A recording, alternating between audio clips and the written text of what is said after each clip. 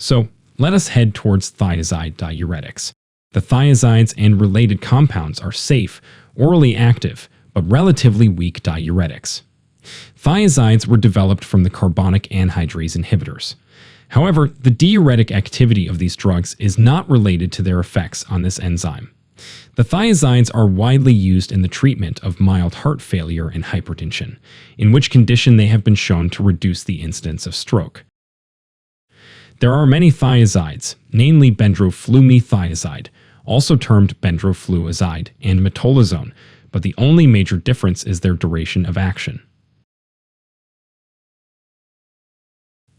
If we look at their mechanism of action, thiazides act mainly on the early segments of the distal tubule, where they inhibit sodium chloride reabsorption by binding to the symporter responsible for the electroneutral cotransport of sodium and chloride ions.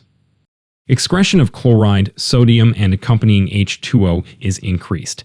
The increased sodium load in the distal tubule stimulates sodium exchange with potassium and hydrogen, increasing their excretion and causing hypokalemia and a metabolic alkalosis. Adverse effects of thiazide include weakness, impotence, and occasionally skin rashes. More common are the following metabolic effects. Hypokalemia may precipitate cardiac arrhythmias, especially in patients on digitalis. This can be prevented by giving potassium supplements if necessary, or by combined therapy with a potassium-sparing diuretics. In hyperuricemia, uric acid levels in the blood are often increased because thiazides are secreted by the organic acid secretory system in the tubules and compete for uric acid secretion. This may precipitate gout.